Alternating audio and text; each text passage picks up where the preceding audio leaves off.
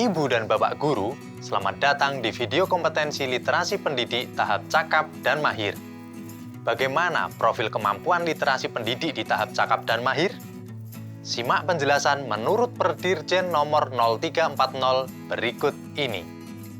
Dalam hal mengenali kemampuan membaca dan menulis peserta didik, pendidik dengan kompetensi literasi tahap cakap mampu menganalisis dan menginterpretasi profil kemampuan peserta didiknya. Sementara, pendidik di tahap mahir tak sekedar menganalisis dan memetakan, namun juga mampu mengevaluasi, merefleksi permasalahan, termasuk merumuskan solusi dari hasil profil kemampuan membaca dan menulis peserta didik. Kemampuan membaca yang dimaksud dalam hal ini dilihat dari aspek pengetahuan huruf, kesadaran fonemik, kefasihan membaca, pengetahuan kosakata, serta pemahaman baca seiring perkembangan pengetahuan peserta didik. Sementara, kemampuan menulis dilihat dari aspek ide, organisasi mekanik, penggunaan bahasa, serta sudut pandang.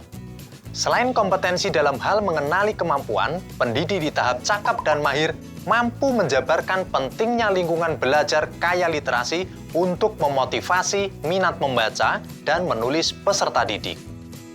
Demi dapat mewujudkan hal-hal tersebut, tentu pendidik perlu melakukan berbagai strategi untuk terus mengasah dan menguatkan kompetensi literasinya. Apa saja yang dapat dilakukan? Pertama, pendidik melakukan analisis, pemetaan, hingga strategi solutif terkait kompetensi literasi peserta didik.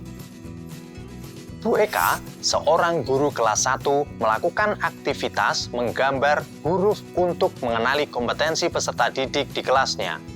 Dalam kegiatan ini, Bu Eka menuliskan satu huruf di papan, lalu peserta didik menggambar minimal satu benda yang mengandung huruf tersebut.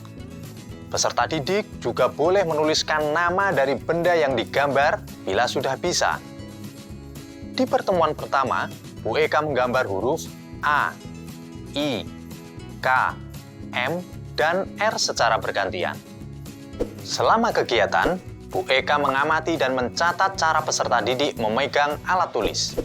Dari hasil gambar peserta didik, Bu Eka melakukan analisis tentang kemampuan mengenali huruf, ragam wawasan terkait benda, hingga kesiapan menulis peserta didik di kelasnya. Secara umum, dia memetakan kesiapan membaca dan menulis peserta didiknya menjadi 3 kelompok besar. Untuk setiap kelompok, Bu Eka lantas menyiapkan strategi khusus untuk meningkatkan kompetensi literasi peserta didik. Kedua, pendidik menjabarkan kemampuan kosakata peserta didik, dekoding dan pemahaman baca, serta pengetahuan tentang menanggapi bacaan. Pak Dwi, guru sejarah kelas 7 menjalankan strategi ini lewat metode narasi yang diperkenalkan Charlotte Mason. Dalam setiap pelajaran sejarah, Pak Dwi selalu membacakan sepenggal cerita. Kadang, ia membagikan artikel atau sebagian buku untuk peserta didik baca secara mandiri. Kemudian, Pak Dwi selalu meminta 3-4 peserta didiknya untuk menceritakan kembali bacaan yang telah dibaca atau didengar. Sementara, peserta didik lain membuat narasi dalam bentuk tertulis di catatannya masing-masing.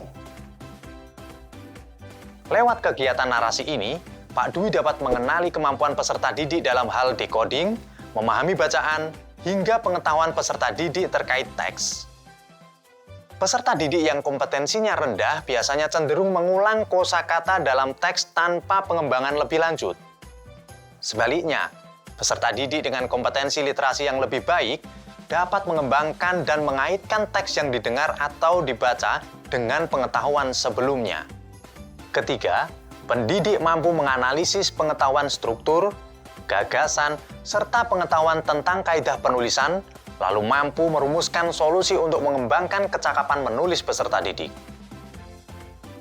Putri, guru kelas 9 memanfaatkan kegiatan proyek individu untuk mengasah keterampilan menulis peserta didiknya. Caranya, Putri menugaskan setiap peserta didik untuk membuat sebuah proposal proyek untuk durasi pengerjaan selama 2 bulan. Setiap peserta didik boleh menentukan tema dan jenis proyek yang akan dilakukan sesuai minat masing-masing. Syaratnya, Setiap peserta didik harus mengajukan proposal berisi latar belakang, deskripsi, hingga rancangan kerja proyek tersebut. Proposal ini lalu menjadi media putri untuk mengenali dan menganalisis kemampuan menulis peserta didiknya. Ia dapat mengenali mana peserta didik yang masih perlu dampingan dalam hal menstrukturkan penulisan ide dan mana peserta didik yang masih perlu memperkuat pemahaman tentang kaidah penulisan atau tata bahasa, ejaan, dan struktur kalimat. Proses asistensi dan revisi proposal lalu menjadi salah satu strategi putri untuk meningkatkan kecakapan menulis peserta didik di kelasnya.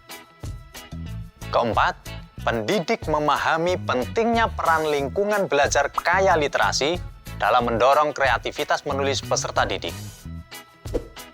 Pak Catur adalah guru fisika kelas 11 yang produktif menulis di berbagai media cetak dan daring. Sebagai guru fisika, Pak Catur kerap mengajak murid-muridnya melakukan riset tentang konsep fisika yang dapat ditemukan di kehidupan sehari-hari. Tak hanya itu, Pak Catur selalu mendorong murid-muridnya untuk mengkreasikan hasil risetnya menjadi tulisan yang menarik.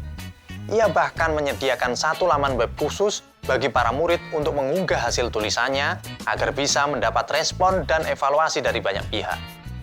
Dengan upaya konsisten, peserta didik di kelas Pak Catur mulai terbiasa mengekspresikan pengamatan, riset, dan percobaan menjadi sebuah karya tulis yang ramah untuk pembaca umum. Inti dari kemampuan literasi adalah mengumpulkan data, memprosesnya, untuk lalu diterjemahkan menjadi produk-produk tertentu. Untuk dapat melakukan keempat strategi di atas, pendidik butuh kemampuan literasi dalam hal mengumpulkan data, menganalisisnya, hingga menerjemahkannya menjadi strategi tertentu. Keempat strategi di atas sebenarnya juga dapat mengasah kompetensi literasi dalam diri pendidik. Apalagi, peserta didik akan semakin termotivasi untuk meningkatkan kompetensi literasinya bila melihat langsung perwujudan nyata langsung dari pendidiknya. Bagaimana Ibu dan Bapak? Akan coba memulai dari strategi yang mana di kelas masing-masing? Selamat mencoba dan meningkatkan kapasitas literasi diri.